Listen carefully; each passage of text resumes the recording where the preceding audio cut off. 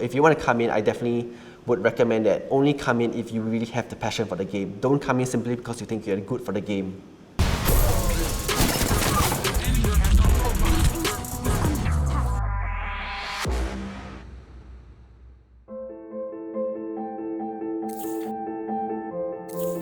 Hi, my name is Robert and I go by the name of Deer Bambi. I'm a professional player in the game of Mobile Legends and I'm playing for Stellark SG as the jungler.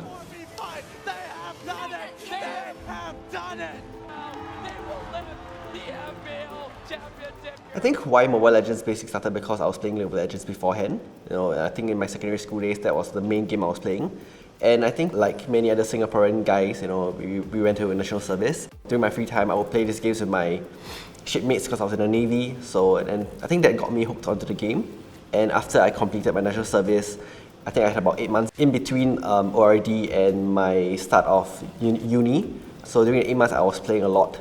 And I think during that time, I managed to find some players to play with, and we decided, you know what, let's go competitive and let's try for this competition called the MPL. And we actually managed to qualify, and I think that started my professional career. The first MPL that year, we managed to achieve second place, runner-up. And then for the other MPL, we managed to win champions. And then because of this, we went to represent Singapore for the Southeast Asia Cup. We also managed to represent Singapore for the first edition of the World Championship, M1. And also we played for Singapore in the SEA Games. I think that was the biggest achievement of my life so far.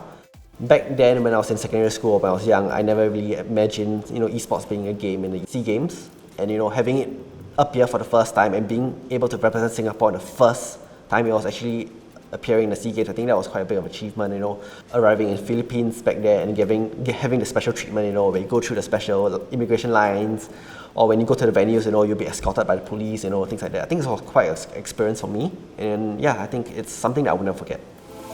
My uni degree is actually in Pharmaceutical Science, so people actually expect me to find a job in the pharmacy industry, but I'm actually looking for a job in the esports industry, which actually is quite a surprise to quite a lot of people. I mean, my goal was actually to become a doctor last time when I was in the JC at the time.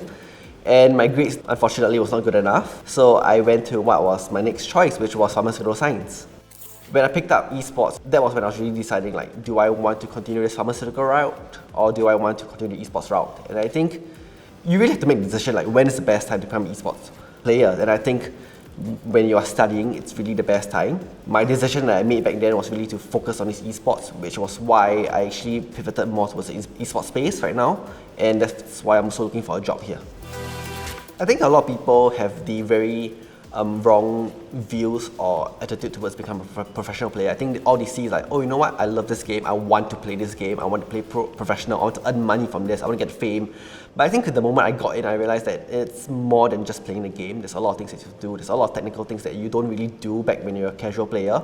You go for scrims, which is like friendly matches between other teams. So let's say for Mobile Legends, for example, one scrim is 4 games, which lasts about 2 hours. And after that, you do proper reviews of the game, it can take another about 2 hours. A lot of time is needed and a lot of discipline. So I think if you want to come and be a professional player, definitely be prepared for all this time that you have to commit and the effort you have to commit. So it's not all fun and games, it's definitely a lot of effort. So if you want to come in, I definitely would recommend that only come in if you really have the passion for the game. Don't come in simply because you think you're good for the game. I think really the biggest problem really is the supply of jobs and also the qualifications that they're looking for the particular jobs.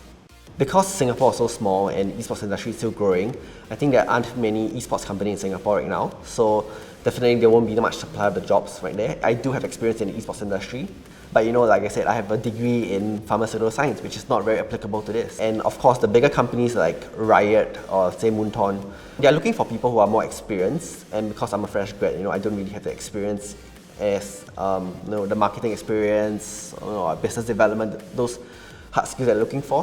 When it comes to things like that, I think that's why I lose out to other candidates. I think you can never really continue being a professional player for a long time.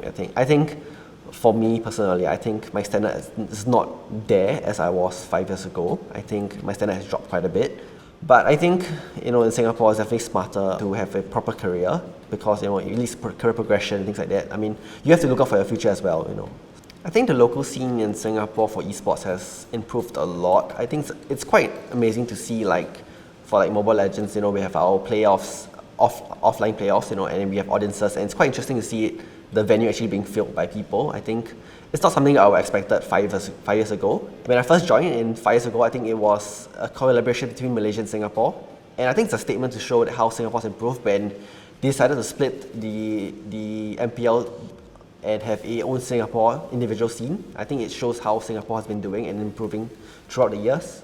I think it's definitely a statement to show how esports is having an impact on the world to the point where it's actually being included into the SEA Games itself. I think Asian Games is going to have esports as well, and also Olympics just announced that they're going to have esports, although it's not the traditional esports that we're thinking of. But I think it's definitely a big step to see the Olympic having the esports itself. My current stage, what I've been doing so far really is just going for different courses online on Coursera and things like that and trying to improve myself so that I can stay competitive in the job search. What I've learned is really how impactful the esports industry is, and how I see it being much bigger in the future, and that's something that I really want to be part of.